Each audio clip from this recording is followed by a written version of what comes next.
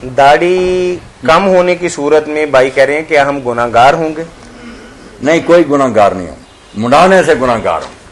जो मुंडाते हैं ना ये गुनाहगार हैं, जो मुंडाना छोड़ देते हैं ना वो इंशाअल्लाह जुर्म से बच जाएंगे। बाकी मौलवी हजरात के पैमाने जो हैं ये बहुत सख्त हैं, अल्लाह ताला माफ करे, ऐसी कोई बात नहीं। उम्मत के बड़े बड़े दीन कदर जो लोग हैं ना ताबी, उनमें से भी हैं जो कहते हैं कि काटने की कोई हद नहीं है, कुछ हैं जो कहते हैं मुट्ठी होनी चाहिए, कुछ कहते हैं लंबी होनी चाहिए। मगर जैसे मौलाना गुलाम रसूल सईदी साहब ने, अल्लाह उन्हें सलामत रखे, शेखुल हदीस हैं बरेलवी, मुस्लिम शरीफ की शरह लिखी, बेशुमार सफ़े लिखे उन्होंने कि मैंने सारे मज़ाहब की किताबें देखी, उनके दलाइल देखे और अमा से बात की, मुझे कहीं ये नहीं सबूत मिला कि मुट्ठी दाढ़ी जो है वाजिब है। वाजिब की कोई दलील नहीं मिली। हज़रत इब्न उमर और अबू हुरैरा अगर तो उनकी पसंद है, उन्होंने कह दिया इससे कम जो है नाजायज़।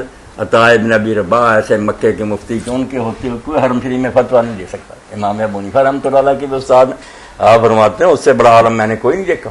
और हसन बसरी वो कहते हैं कोई हद नहीं, बस मुंडानी ही गलत है, इस्तेसार जो जड़ से खत्म ये छोड़ देनी चाहिए, बढ़ने देनी चाहिए। फिर यूं यूं जरा बढ़ा ले बहुत अच्छा, मगर वाजिब ना कोई कह और जो है ना कि मुंडे के बराबर है बिल्कुल जुल्म करते।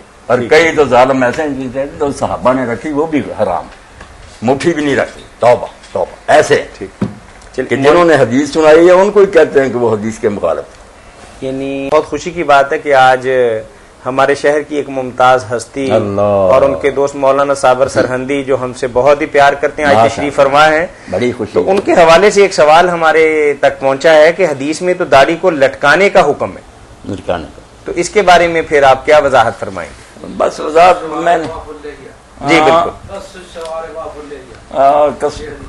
कुस्सु शिवार का पर पेश पढ़नी और उधर आफुल्लिया बहुत सारे उस दिन भी एक आलम आए वाफुल्लिया पर से मैंने कहा यार अफा याफू और है, ये है आफा योफी निकला उसी से है, मगर ये बा बेफाल है, पढ़ने में भी गलती कर जाते हैं ना कि वो हमजा जो है कता आफुल्लिया उसको वाओ के साथ मेरा वाफुल्लिया करते थे तो पढ़ना भी ठीक थी। कुस्सु शिवार आफुल्लिया वारखुल्लिहा भी आता, वफिरुल्लिहा भी आता, ठीक है, ये सारी बात है, कोई शक नहीं है।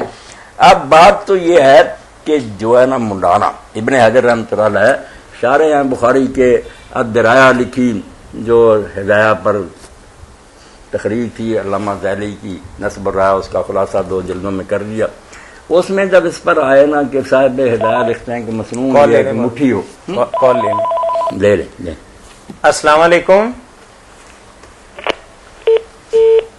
हाँ कि मसनून है कि वो कुब्जा के बराबर, तो वहां फिर लिखते हैं कि हदीसे पाक में तो आता है कि इसको अपने हाल पर छोड़ आप हो ले। दूसरी तरफ है कि वो काटते थे, इब्ने उमर और हजरत अबू हुरैरा उनका भी दिया कि काटते, यही दोनों इसके रावी। तो इब्ने हजर फरमाते हैं यार अगर आप लिहा का माना होता कि इसको सिरे से छेड़ना ही नहीं, तो ये दोनों खुद रावी एक दोनों के इल्म में नहीं हदीस, वही जो बयान कर रहे हैं। इनका कटवाना बताता है कि आफुल्लिहा का माना ये नहीं कि बस जाने दो जाने दो, वो मिकदार की बात बाद में आती जी। अस्सलाम वालेकुम जी। अस्सलाम वालेकुम। और यही बात इमाम अहमद इब्न हंबल रहमतुल्लाह अलैह के हवाला से बदाइल फवाइद में इब्न क़य्यिम ने मिली। तो उनसे पूछा गया कि दाढ़ी कटवानी चाहिए, उन्होंने कहा हाँ कटवानी थी। तो वो कहने लगे उधर तो आता है कि छोड़ दो, तो उन्होंने फरमाया यार जिसने ये बयान किया ना छोड़ो, वही तो कटवाते। इसलिए हजरत इब्न उमर अबू हुरैरा हजरत उमर बहुत से ताबीन के अल्लामा अलबानी दी कटवाना तो साबित हो गया, क्या होगा ये माना नहीं रहा कि इसको जाने दो जिधर जाता है, ये तो बात खत्म हो गई। ये होता तो साहबा ताबीन इसके खिलाफ तो समझ। तो इब्न हजर फरमाते हैं फिर हाल ये हुआ कि इस्तेसार जो जड़ से खत्म कर देते ना वो मना, जब वो काम छोड़ दिया दाढ़ी तो छोड़ दी ना। अब इब्ने उमर का असर भी और सारा सेट हो गया, वो भी बात हदीस वाली होगी। अब बात हद की रह गई कि इन साहबा ने मुट्ठी भर रखी, बिल्कुल ठीक, मगर साथ कोई फरमाया नहीं कि इससे कम नहीं। उधर मैंने अता इब्न अबी रबाह और बसरी का वाला दिया। और अल्लामा उब्बी शारे मुस्लिम लिखते हैं कि सरब में से कितने लोग हैं जो कहते हैं हद नहीं, काटने की कोई हद नहीं, ऐसा ना हो कि मालूम या फिर इतनी काट दे कि मुंडी के बराबर ही हो जाए, फिर तो कोई बात ना रही, कुछ ना कुछ बाल नीचे लटकने, ये बात दुरुस्त है। ये शरह मुस्लिम जो है ना अल्लामा सईदी की वो जरूर पढ़नी चाहिए।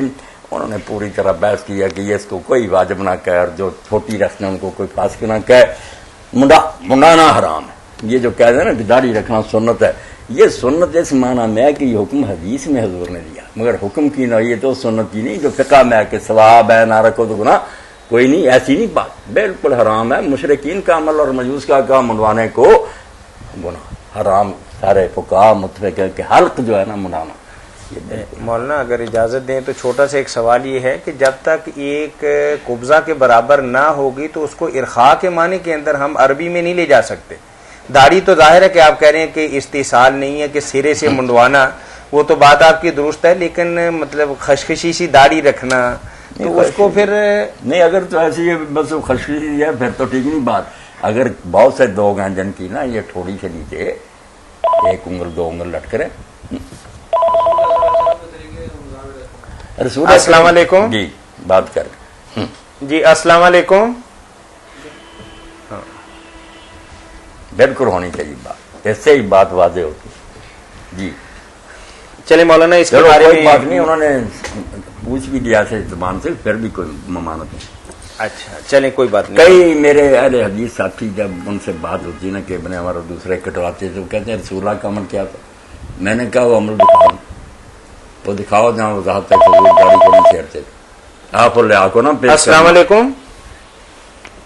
نہیں یہ یوں ہی گڑبڑ کرتے ہیں جی آپ اور لیا تو پہلے ہی متنازع کہ اس کا مفہوم کیا۔ عمل حضور کا اگر کہیں آیا نا کہ آپ اپنی داڑھی کو نہیں چھیڑتے، کٹوائے دکھا دو۔ کئی بزرگ جو ایماندار تھے وہ مان گئے، انہوں نے کہا یار بات ہے، ہمارے پاس کون سا عمل ہے حضور کا کہ آپ نہیں چھیڑتے؟ حالانکہ ترمذی شریف میں روایت موجود ہے کہ رسول اللہ صور سے علامہ البانی نے اسے ضعیف قرار دیا۔ نہیں ضعیف قرار دینے کیا بات، وہاں امام ترمذی لکھتے ہیں کہ امام بخاری جو کہتے تھے کہ یہ راوی جو مقارب الحدیث اس کی حدیث۔ السلام علیکم یہ مولانا صاحب سے تو بات ہو رہی تھی میرے بھائی کہ اللہ کے رسول علیہ السلام کا یہ عمل کوئی نہیں دکھا سکا کہ حضور داڑھی کو نہیں چھیڑتے۔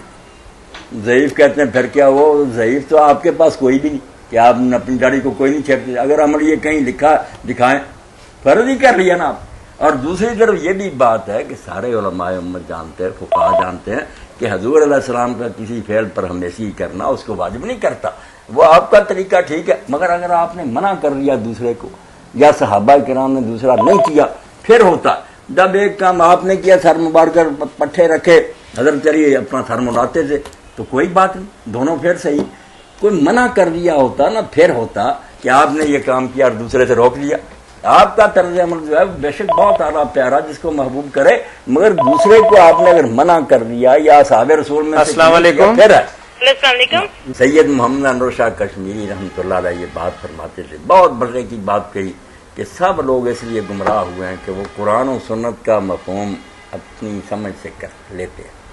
یہ کوئی نہیں کہتا کہ یہ ہوا میں اٹھتا آپ تک پہنچا، صحابہ نے سنا، بعد میں اتنے نیک لوگوں نے سنا، کیا مفہوم سمجھا انہوں نے۔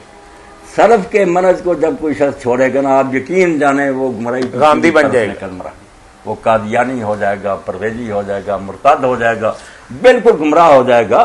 آپ یہ امام عبدالجبار غزنوی رحمۃ اللہ علیہ کہتے ہیں جب کوئی بات ہو کوئی نہ کوئی امام تو آپ کے آگے کھڑا ہونا چاہیے کہ امت میں سے کسی نیک آدمی نے یہ بات کہی، آپ ایسی بات کہیں جو کسی نے نہیں کی، اس کا مفہوم کیا نکلتا؟ آپ غامدی صاحب کی طرح جتنے چاہے علم و دانش کے دعوے کریں کہ میں تحقیق کر رہا ہوں، میں نہیں کسی کے پابند، مگر نتیجہ کیا کہ خدا نے ایسا دین اتار دیا جس سے کسی کے پلے کچھ نہیں پڑا۔ 1400 سال تک وہ ماما لا ینحل رات خدا بوٹا جس نے ایسی کتاب اتاری جو لوگوں کی سمجھ نہیں ہے، اس کا رسول معاذ اللہ جو ہے نا وہ خائن ہے جس نے دین کی وضاحت نہیں، کتنا دین برباد ہو جائے گا۔